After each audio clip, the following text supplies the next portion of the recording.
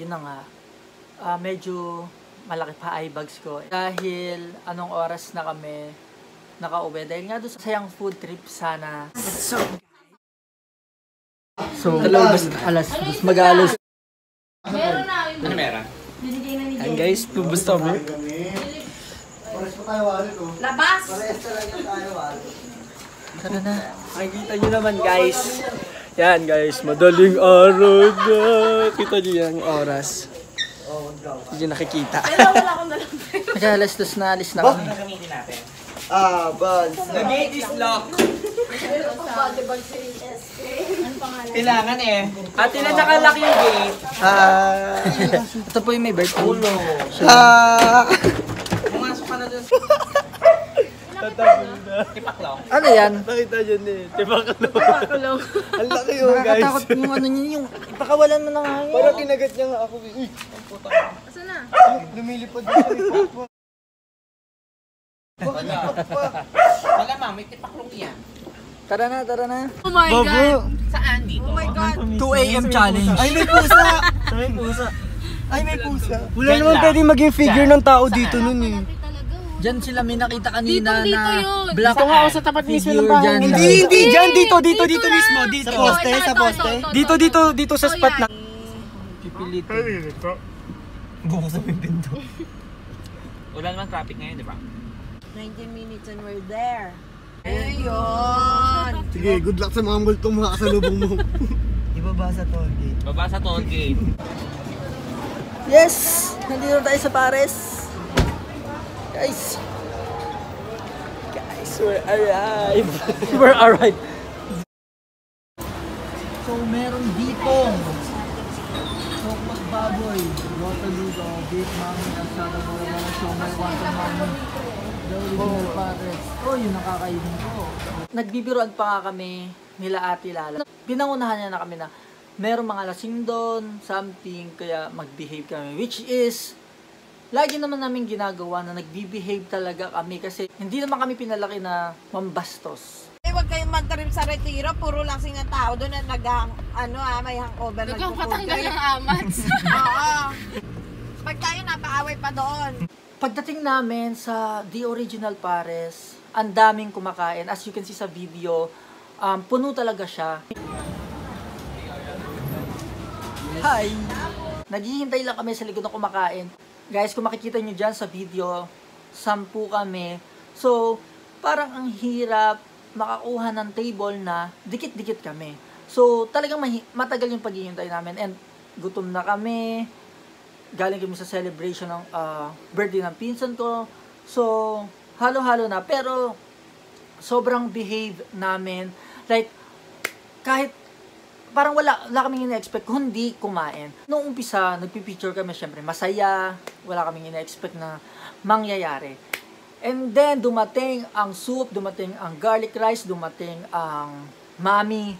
Ang ginawa ko, syempre, plano ko naman talaga, nasa bahay pa lang nag-video na ako. Parang, plano talaga namin ni James na mag-vlog. I-vlog yung food trip nga namin since hindi naman namin yung ginagawa, minsan lang. And kasama pa namin yung mga pinsan namin, kaya special siya. So, yun na nga, binideo ko. Simula bahay hanggang makarating kami dun sa The Original Pares. And then pagdating nga ng mga pagkain, binideo ko. Walang nagsasalita. And then, nag-ask ako, hindi ko alam kung kay James or sa kapatid ko na nasa left side ko. Sabi ko, magkano ba to? And then, habang nag-video, so sabi ng kapatid ko, 115. So, ginanon ko. Parang ganon. And then, yun na nga, nakwento ko kanina, gutom yung kapatid ko. So, expect nyo na nakakain siya. And sinabi niya pa nga sa akin na, baka makatatlong rice siya sa gutom. Pagka-serve, tinikman ko lang. Unang kagat ko pa lang, may naririnigan na ako sa likod na nag-uusap. And hindi ko naman pinansin. Kasi syempre, napaka-assuming ko naman kung iisipin ko na ako or kami agad yung pinag-uusapan nila.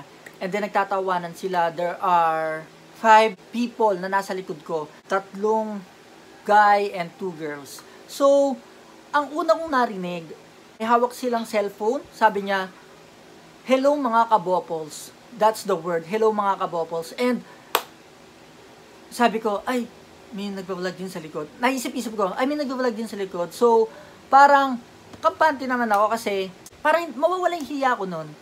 And then guys, nagtatawanan sila, which is, sabi ko, wala to. Ganyan. So, tuloy pa rin ako sa pagkakain. The other guy, sabi niya, tama na, nakakahiya. Doon ako nag-start na mag-isip, na parang, ako na yata yung ginagaya, ako na yata yung pinagtatawanan nila. Sabi nung kasama niya, tama na, nakakahiya. Sumagot yung naka-gray na medyo chubby na guy, and sabi niya, bakit ba naiinis ako sa mga nagbablog? Naiinis ako sa mga nagaganyan. Nawala yung gana ko kumain. Nanginginig na ako habang sinusubo ko yung pares na kinakain ko. Ako kasi, ever since, na kahit insultuhin ako or asarin ako, hindi talaga ako lumalaban. Hindi ko parang sinasabayan yung ginagawa niya sa aking mali. Kasi hindi naman talaga ako palaaway and hindi ko yun inugali. Dahil ayaw nilang tumigil ng kakatawa and then video na sila na nagbablog sila. Narinig ko pa. Galing pa kami ng San Miguel, Bulacan. So, nagpunta kami dito sa The Original Pares. And, may actions pa siya na ginagano niya yung camera. Na talagang gusto niyang iparinig sa akin na nakakatawa yung ginagawa ko. And nakakatawa ang pagbablog, ang pagbivideo ng ginagawa mo. Wala na nga ako ng gana kasi ayoko ng ganon. And then, narinig ng kapatid ko na parang nagtatawanan na siya and then nawala na rin siya ng gana kumain. Yung guy na naka-gray, na nagsasalita-salita kanina, hindi pa siya tumigil, naupo pa siya sa likod ko, and then dumidikit-dikit pa siya sa akin. So sabi ko, nakakabastos na. Narinig ng kapatid ko, and then tinitigan niya rin. Sino ba namang ang taong may gusto na pumunta sa isang lugar para may pag-away lang? Hindi naman yung pinunta namin. Ang pinunta namin doon is yung pagkain kasi nga nagugutom kami. Hindi namin intention na makipag-away. Gusto lang namin mabusog. Yun lang. And then suddenly, itong group of 5 people na to na dumating, iinsultuhin kami dahil iniisip niya, ako lang, or si James yung kasama ko. Hindi niya alam na 10 kami. Chinat ko rin si Atila, sabi ko, may nanggugulo sa likod namin. So, syempre, dahil nga ayaw namin ng gulo, nag-text lang ako, nag-chat lang ako. Kapag sinabi ko yun agad at nakarating sa lahat ng pinsan ko, baka magkagulo. Hindi ko na naubos yung kinakain kong pares. Hindi na rin naubos ng kapatid ko yung kinakain niyang pares. Yung masaya sanang food trip namin, nauwi sa pangbabastos. Nabastos talaga.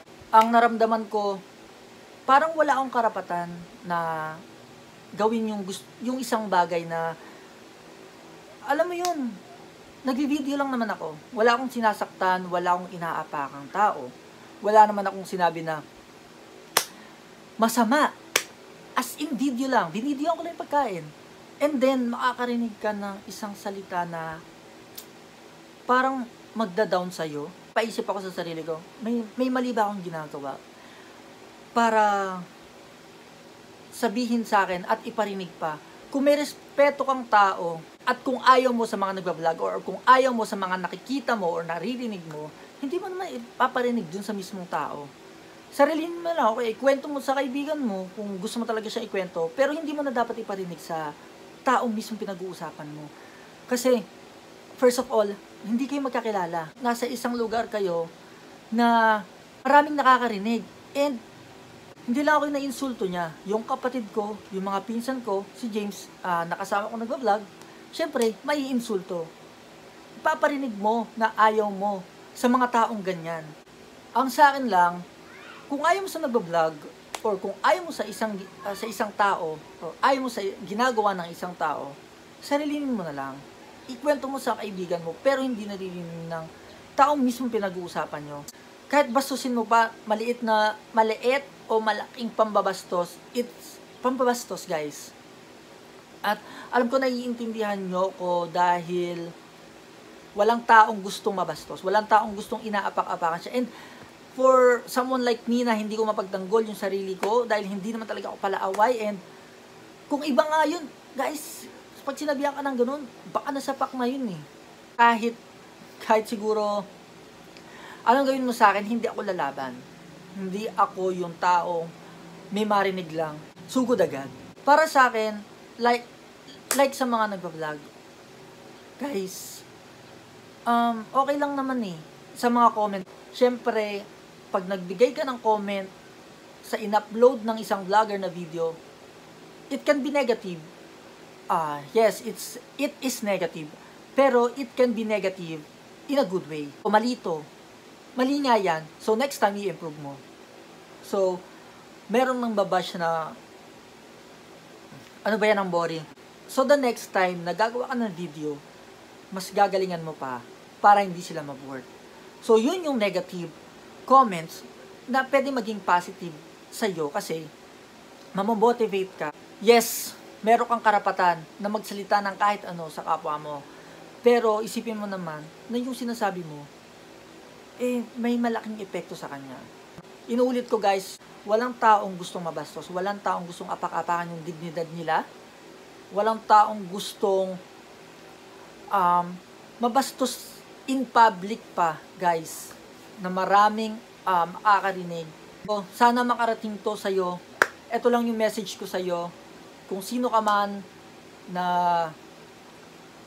guy with a gray shirt, hindi sa salita mo, kami titigil na mag-video ng gusto naming i-video. Hanggat wala kaming sinasaktan, hanggat wala kaming inaapakang tao, mag-video at mag-video kami. Hindi dahil sa isang komento mo lang, mapapatigil mo kami. Sa lahat ng mga vloggers dyan na nakaka-experience or na-experience tong mga bagay na ganito, huwag kayong ma-down dahil sa isang salita lang. Ituloy nyo kung ano yung ginagawa nyo. Ituloy nyo kung ano yung talagang nagpapasaya sa inyo. Lahat tayo, lahat ng tao sa mundo may karapatan dito sa mundo. Hanggat wala kang sinasaktan, hanggat wala kang inaapakang ibang tao, gawin mo yun sa tingin mo ay tama. At gawin mo, most especially, gawin mo yung magpapasaya sa'yo. Sa lahat ng makakapanood ng video na to, irespeto nyo lang din yung kapwa nyo. Hindi nyo alam kung may pinagdadaanan sila. Hindi nyo alam kung ano yung tumatakbo sa mga isipan nila. Sabi nga nila, respect begets respect. Thank you very much guys for watching and for your time na panoorin yung experience namin sa The Original Pares. Thank you very much guys for watching. Bye! Anong masasabi niyo sa pagkain? Sarap. Okay naman. Mama, Sarap. sarap. Ay, hindi ka na! Mag-vlog pa tayo! Ano, yung may respeto yung tao.